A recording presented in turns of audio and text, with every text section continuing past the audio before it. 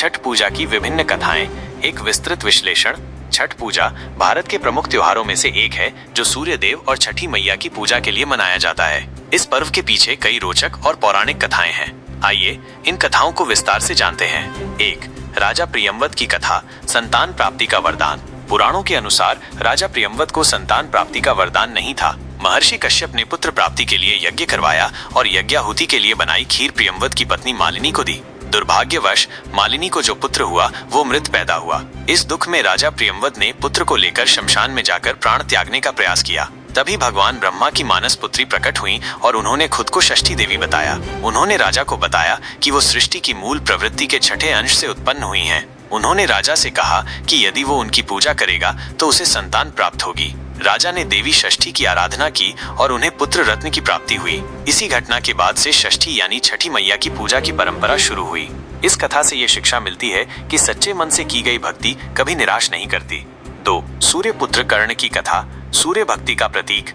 एक अन्य मान्यता के अनुसार छठ पर्व की शुरुआत महाभारत काल में हुई थी। सबसे पहले सूर्य पुत्र कर्ण ने सूर्य देव की पूजा शुरू की थी। कर्ण बिहार के अंग प्रदेश वर्तमान भागलपुर के राजा थे और सूर्य और कुंती के पुत्र थे। सूर्य देव से ही कर्ण को दिव्य कवच और कुंडल प्राप्त हुए थे। कर्ण भगवान सूर्य के परम भक्त थे और वो प्रतिदिन घंटों कमर तक पानी में खड़े होकर सूर्य को अर्घ्य देते थे। सूर्य की कृपा से ही वह महान योद्धा बने। आज भी छठ में अर्घ्य दान की यही परंपरा प्रचलित है। कर्ण की कथा हमें सूर्य भक्ति का महत्व सिखाती है। 3. द्रौपदी की कथा, परिवार की सुख शांति के लिए। महाभारत काल में द्रौपदी ने परिवार की सुख शांति और रक्षा के लिए छठ का पर्व बनाया था। जब पांडव अपना सारा राजपाट जुए में हार गए तब द्रौपदी ने छठ व्रत रखा। उनकी मनोकामनाएं पूरी हुई और पांडवों को राजपाट वापस मिल गया। लोक परंपरा के अनुसार सूर्य देव और छठी मैया का संबंध भाई बहन का है, इसलिए छठ के मौके पर सूर्य की आराधना फलदायी मानी गई है। द्रौपदी की कथा हमें परिवार के प्रति समर्पण और भक्ति का महत्व सिखाती है। 4. माता सीता की कथा, ब्रह्म हत्या के पाप से मुक्ति।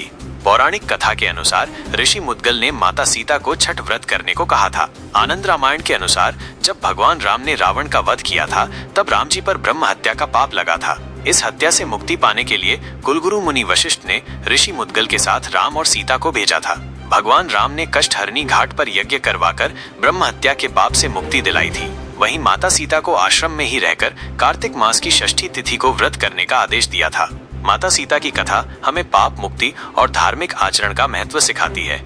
निष्कर्ष, छठ पूजा की ये विभिन्न कथाएं हमें बताती हैं कि ये पर्व केवल एक धार्मिक अनुष्ठान ही नहीं है, बल्कि ये हमारे जीवन मूल्यों और आध्यात्मिक विकास से भी जुड़ा हुआ है। छठ पूजा हमें संतान प्राप्ति, परिवार की सुख शांति, सूर्य भक्ति और पाप मुक्ति जैसे विभिन्न लाभ प्रदान करती है।